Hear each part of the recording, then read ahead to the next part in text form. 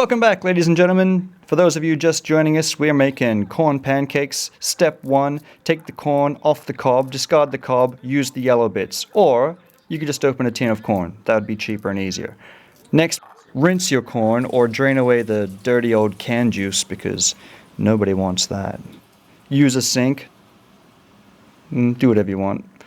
Next, we're going to be blending it, so put in a little fresh water to help it blend around. I'm using bottled water because I'm super rich, or maybe actually because you can't drink the tap water in this city.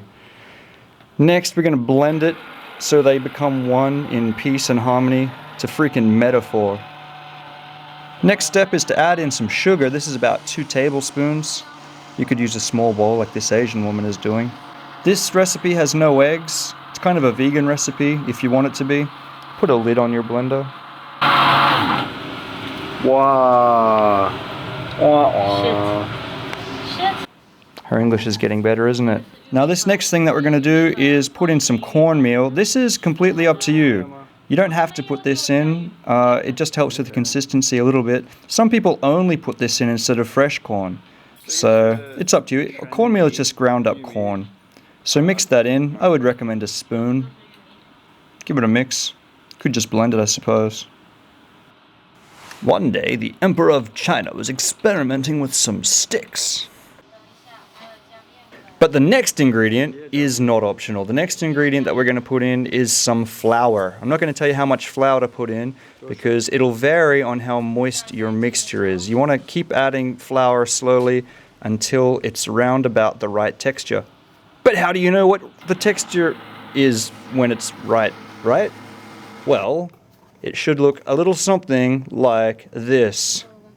That's my lucky old spoon that I found in a house that I was renting. Had that spoon for years. She hated that spoon, would sabotage it. See the bend marks? I don't have that spoon anymore, needless to say. This is the texture that you're looking for.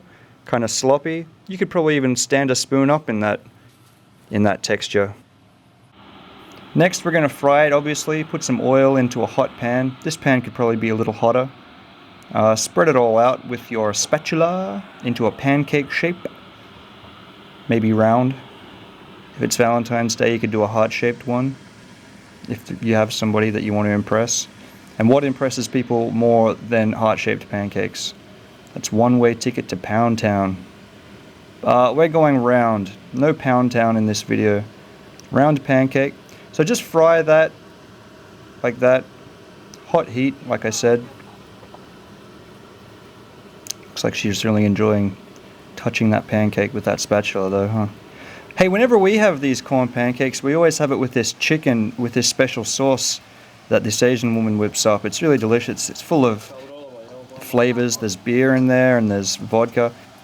So after a little while, your pancake will look like this. See how it's kind of going darker and drying? That's where you're gonna know to flip it over. Give that a big flipperoo. Oh, see how it stayed together? That's all thanks to the wheat flour. Now fry that for a little while till it's sort of brown. Alright, so here comes the moment of truth, the tasting. Like I said, we usually put this sauce on it that she makes herself.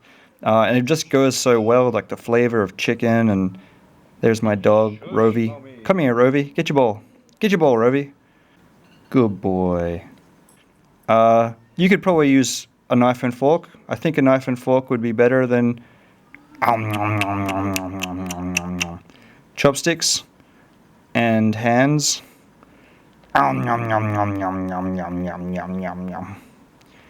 So yeah, it's kind of gross to use your hands, but it's up to you.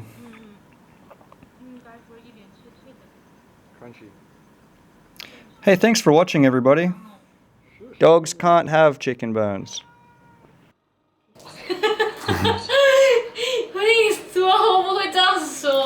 Corn pancakes, pancakes, pancakes, corn pancakes.